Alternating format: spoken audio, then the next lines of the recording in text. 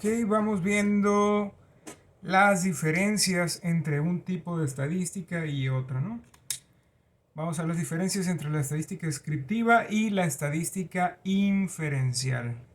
Muy bien, vamos recapitulando por puntos.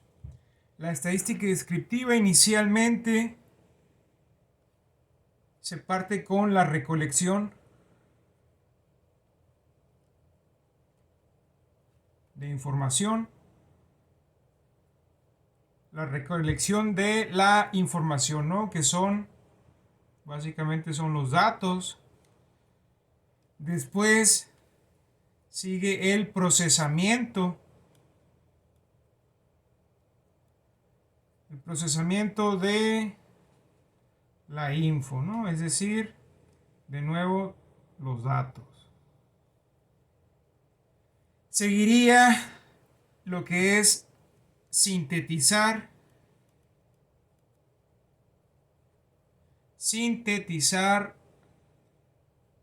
la información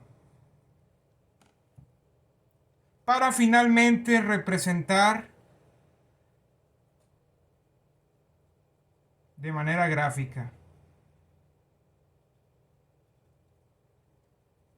De manera gráfica o mediante un gráfico o tabuladores, ¿no? Esos serían los puntos que básicamente vieron en estadística descriptiva, ¿no? La recolección de la información, partimos de haber hecho algún tipo de muestreo, así como determinar un número de muestra para recolectar la información, ¿no? Es decir, los datos inicialmente. Una vez que tenemos esa información, procesamos toda esa información, ¿no? Depuramos, ordenamos, dimos algún tipo de clasificación, todo eso previo, ¿no? Entra dentro del procesamiento. Posteriormente, toda esa información se sintetizó, ¿no? Sintetizamos la información. Básicamente en estadística descriptiva se sintetiza esa información mediante diferentes valores, ¿no? Como promedio, mediana, moda, mínimo, máximo, todos esos valores, ¿no? Que recuerden, para finalmente representarlos de manera gráfica, ¿no? Esa es la expresión. Todo esto para concluir o culminar con un tipo de gráfico. Aquí voy a poner solamente uno de ejemplo. Para culminar con un tipo de gráfico donde se muestre el comportamiento de los datos, ¿no? O de la información. Hasta aquí se llega en estadística descriptiva. Muy bien, ahora vamos a ver la estadística inferencial. De entrada aquí ya tenemos una diferencia obvia solamente con los nombres, ¿no? Descriptiva hasta aquí llegamos, ¿no? Hasta ver el comportamiento de los datos, ¿no? Es decir, de la información. Inferencial, punto importante y diferencia muy clara. Aquí sí se puede inferir. Vamos dejando una pequeña, sería una definición. Voy a poner aquí los dos puntos. Estadística inferencial es aquella que puede inferir. Voy a irlo escribiendo. Aquella que puede inferir en la población a partir de una muestra. Parte importante, coma, sabiendo que existe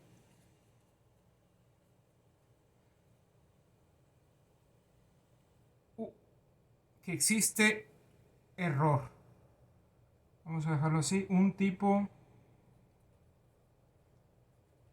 de error. ¿Cuáles serían esos errores? Aquí los dejo, serían los errores alfa y beta. Muy bien, la repito, la pequeña definición que le dimos a estadística inferencial es aquella que puede inferir de la población o en la población a partir de una muestra. ¿Sí? Ojo, aquí estamos infiriendo sobre la población, pero siempre, siempre a partir de una muestra. Sabiendo que existe un tipo o un grado de error, ¿no? Vamos a cambiar aquí tipo. Medio feo. Un grado de error, ¿no? Esos errores comúnmente se llaman como alfa y beta, después los vamos a ver. Muy bien, esa sería la pequeña definición que pudiéramos dar a estadística inferencial, ¿no? A diferencia de la descriptiva, donde solamente describimos el comportamiento de los datos, acá sí se puede inferir realmente, ¿no? Es decir, se pueden tomar decisiones sobre las poblaciones, ¿no? A partir de muestras de estudio. Muy bien, en la estadística inferencial existen, aquí lo voy a poner de nuevo, en la estadística inferencial existen dos ramificaciones importantes. Tenemos la estadística paramétrica y la no paramétrica.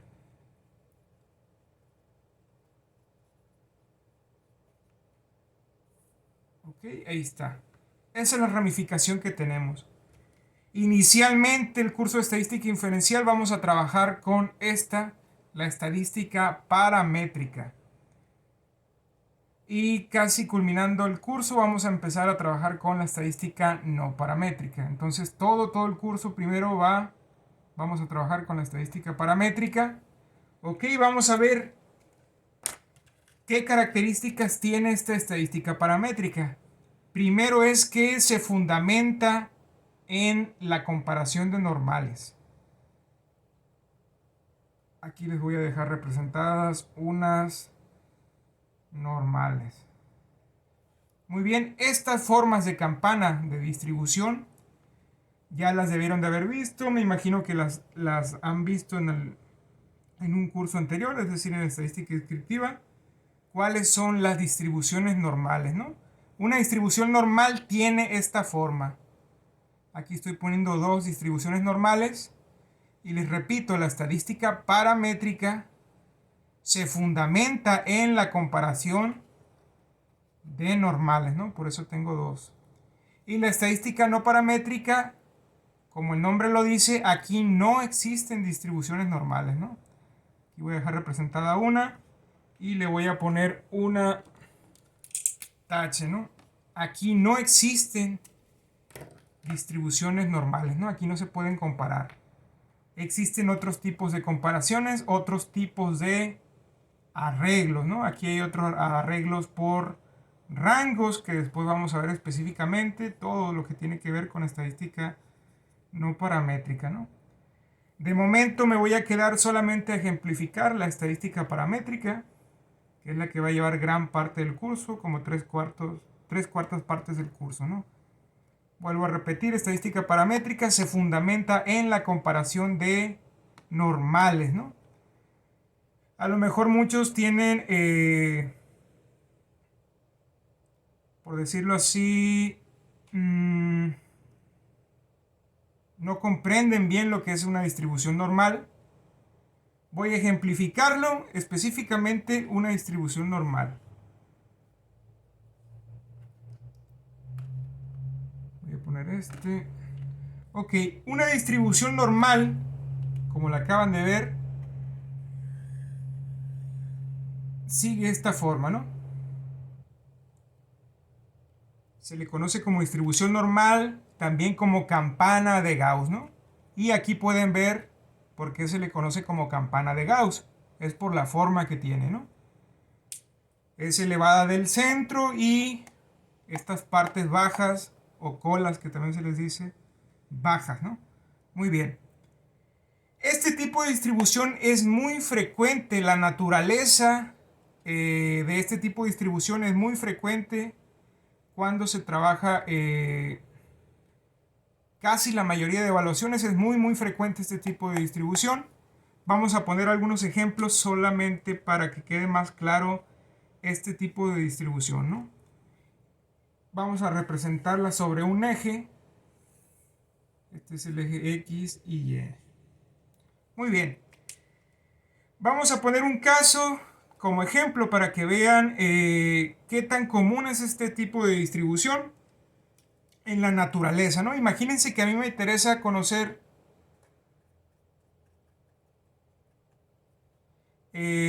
las calificaciones. Aquí le voy a poner en el eje calificaciones. Y acá alumnos. Alumnos 1, 2, 3, 4, 5, así, ¿no? Entonces aquí empezamos con una calificación de 50. Vamos a dejar en el medio 80 y 100. Solamente para ejemplificar, ¿eh? No tiene... Muy bien. En la mayoría de grupos tenemos calificaciones que van a andar rondando. En promedio, la mayoría de los grupos anda rondando en estas partes de calificaciones. ¿Sí? Si se dan cuenta, acá lo tenemos. Este es el número de alumnos en el eje Y. Acá podemos ver que la mayoría de alumnos tiene calificaciones rondando al 80, ¿no? Más o menos 85, 75, pero siempre va a estar en el centro de la distribución, ¿no? Es decir, donde se concentra la mayoría de datos, ¿no? Ahí está la primera característica de esta distribución. Y siempre o por lo regular se tienen alumnos con calificaciones de excelencia. Sin embargo, estos alumnos son pocos, ¿no? Aquí lo voy a dejar representado igual de este lado, ¿no? Por debajo y por encima, imagínense que este es el promedio, por debajo, o sea, hacia acá, y por encima del promedio, son muy pocos las cantidades de alumnos, ¿no? Es decir, hay muy pocos que tienen calificaciones de excelencia y a la vez hay muy pocos que son alumnos reprobados o que tienen calificaciones muy bajas, ¿no? Aquí está un ejemplo de una distribución normal de las calificaciones de un grupo, ¿no? La mayoría de grupos así están. Tienen calificaciones rondando al 80, que es básicamente como el promedio. Ahí está la mayoría de los grupos, ¿no? Acá podemos ver, este es el número de alumnos. Aquí está la mayoría. Sin embargo, por debajo de ese 80, es decir, de la calificación promedio, hay pocos alumnos, ¿no? Es decir, pocos alumnos que les va muy mal. Y también hay pocos alumnos con calificaciones de excelencia, ¿no? Es decir, que les va muy bien. Si se dan cuenta, ese es solamente un ejemplo, ¿no? Vuelvo a poner el mismo ejemplo, pero ahora en vez de ser calificaciones, va a ser tiempo. Aquí le voy a poner tiempo. Entonces, en lugar de los valores de calificación que tenía, ahora voy a poner, no sé, un tiempo de... Vamos a poner aquí 20 y 30. Muy bien, imagínense que ahora es el tiempo que tarda un alumno en terminar una actividad. En la mayoría de grupos sigue existiendo este mismo tipo de comportamiento de una distribución normal en los tiempos en que los alumnos en que los alumnos terminan alguna actividad, ¿no? Lo voy a describir. Cuando como docente se deja alguna actividad, la mayoría de alumnos, es decir, donde ronda el promedio, la mayoría de alumnos, es esta parte de aquí, terminan las actividades en un cierto tiempo, ¿no? La mayoría de alumnos van a andar rondando aquí. Terminó sus actividades en un tiempo, digamos, promedio. Sin embargo, por debajo del promedio va a haber muy pocos alumnos, es decir, los alumnos que terminan mucho más rápido que todos los demás, ¿no? Y por encima del promedio también va a haber alumnos, pocos, de igual manera hasta aquí llega pocos alumnos que tardan mucho, en terminar las actividades, inclusive muchas veces no terminan, ¿no? Este es otro ejemplo de la naturaleza de la distribución normal. La mayoría de alumnos termina en un tiempo sus actividades, ¿sí? Aquí está la mayoría, como quien dice el promedio. Muy pocos de estos terminan súper rápido las actividades. Y por encima de ese promedio también hay muy pocos, ¿no? Que se tardan mucho en terminar las actividades o inclusive no terminan, ¿no? Entonces este sería otro ejemplo aplicado dentro de la distribución normal. Si se dan cuenta, entonces la naturaleza de muchas de las evaluaciones sigue este mismo comportamiento de esta distribución, ¿no? Entonces, en la naturaleza de cualquier evaluación es común, ¿no? Sin embargo, no todas las evaluaciones siguen este tipo de distribución. Pudiera ser el caso donde yo tuviera, por ejemplo, puros alumnos que terminan rápido y muy poquitos que terminan en un tiempo bajo, ¿no? Entonces la distribución ya no sería esta forma de campana bonita, sino que estaría así, ¿no? Este lo pinto. Estaría así la distribución.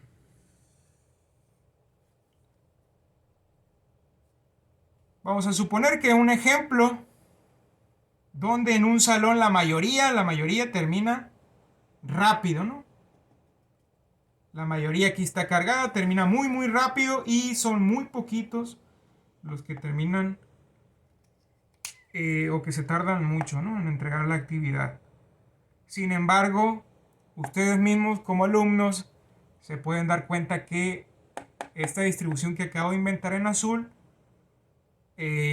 no es muy común, ¿no? Es más común la distribución normal, esta bonita en forma de campana que les describía anteriormente, ¿no? Entonces, esto es solamente para que se den una idea de por qué la distribución normal es tan utilizada, tan descrita en la mayoría de investigaciones, ¿no? Siguen ese tipo de distribución y precisamente todo lo que es la estadística, me regreso, paramétrica, se fundamenta en la comparación de normales, ¿no? Es decir, voy a trabajar con conjuntos de datos que pertenezcan a una distribución normal, ¿no? Pongo el ejemplo, es como si aquí fuera un grupo de alumnos y esto fuera otro grupo de alumnos, ¿no? G1 y G2. Grupo 1 y grupo 2, ¿no? Cada distribución perteneciente a cada grupo, ¿no? Si yo quisiera, por ejemplo, comparar grupos.